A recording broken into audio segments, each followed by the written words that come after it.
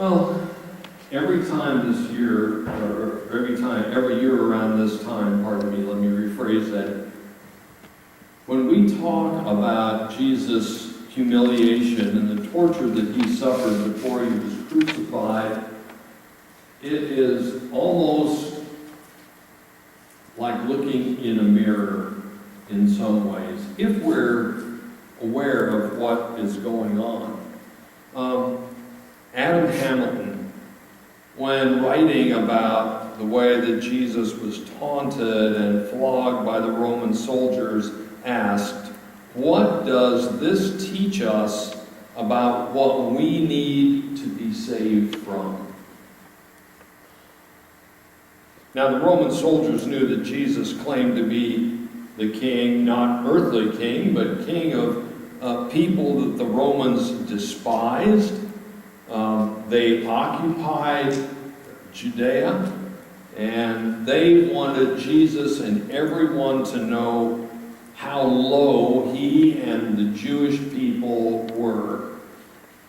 And we have to ask ourselves if we have ever tried to make someone else feel low so that we can feel okay, or so we can feel more secure about ourselves. The gospel records that Pilate had Jesus flogged before he was crucified, and that was pretty standard Roman practice. You read the historians of the day, and it was one of those things that just went along with crucifixion. Now, how many of you have seen the movie The Passion of the Christ? It's an excellent movie. I would commend it to you. There have been some people who have seen that movie and said, "Oh, the way that it was portrayed that Jesus was beaten and whipped and tortured by the Romans is just way too severe. It couldn't have been that bad."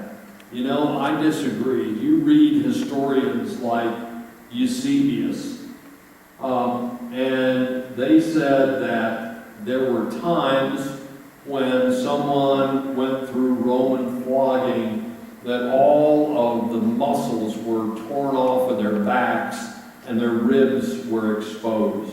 There were times that their backs were so shredded, their internal organs started falling out of their body.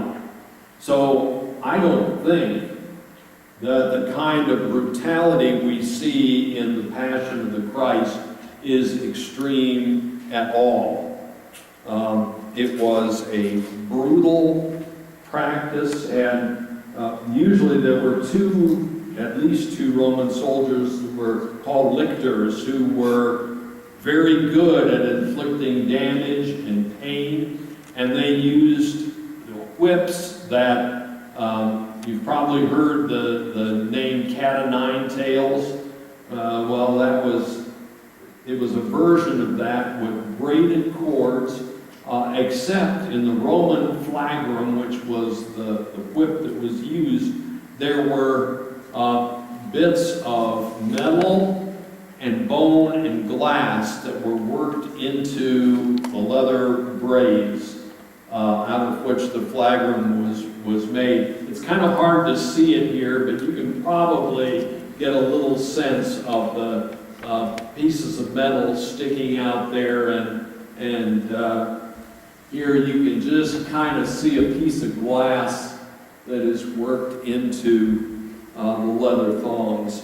And the lictors would slap those across a person's back and then pull sideways so it would tear the flesh more than just smacking them with a stick or something. Now, for petty crimes, the Romans had a less severe form of flogging, and they would use just like a single stick. But Jesus was accused of treason, and you can imagine that for that severe crime, that he was brutally beaten.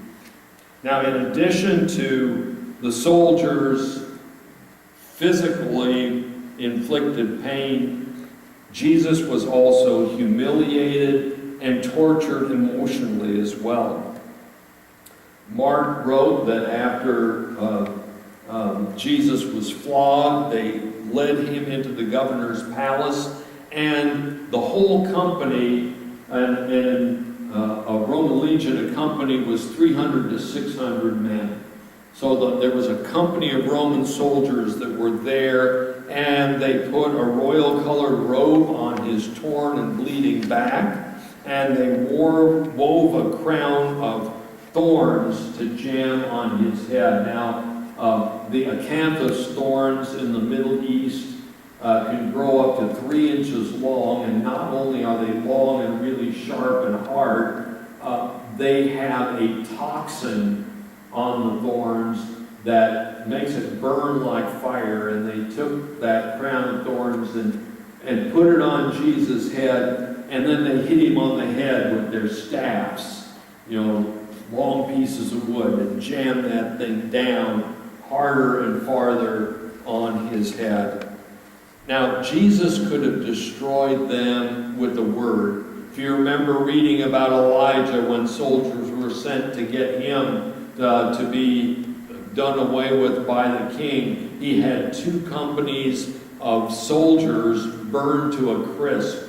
They were struck by what was described as fire that came from heaven, by lightning probably.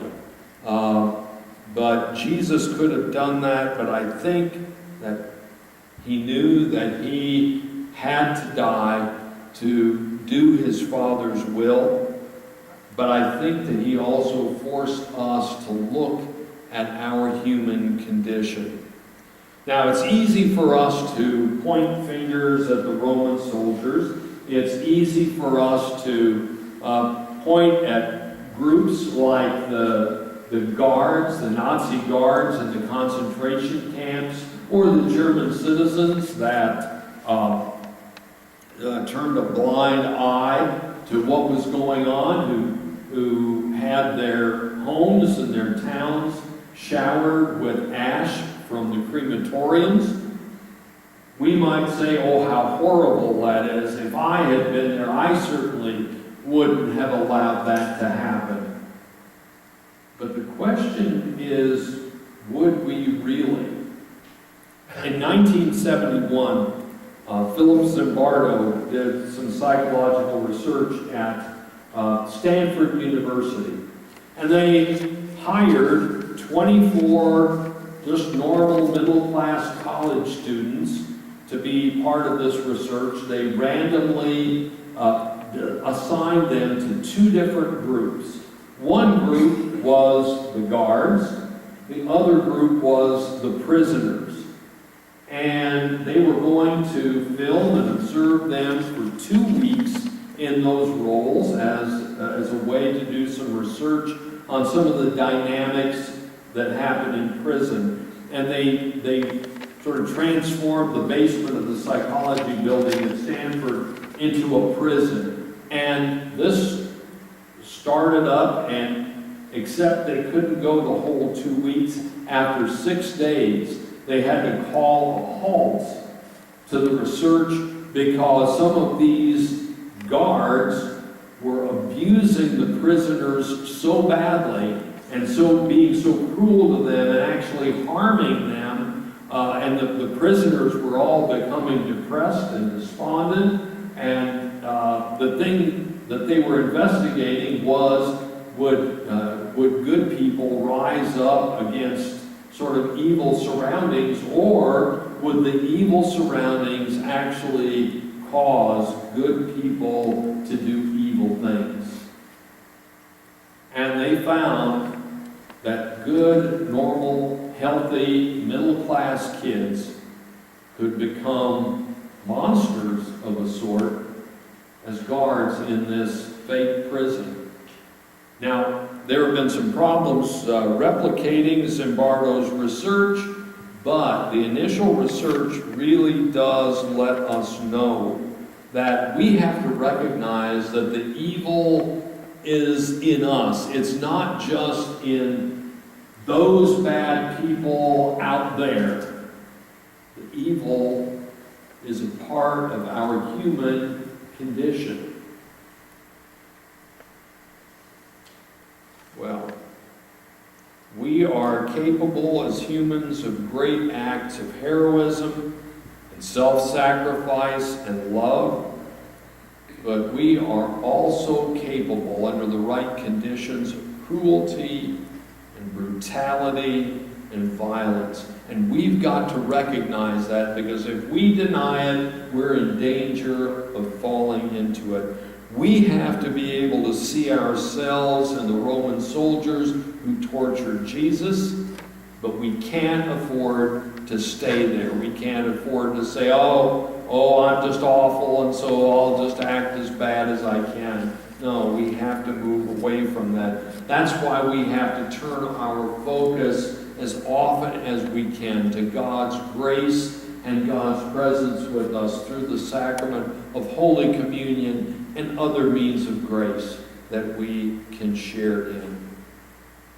I want to share just one last story with you before we turn to celebrating Holy Communion. I want to share a story about Major Tammy Duckworth that was in Adam Hamilton's book that was called 24 Hours That Changed the World.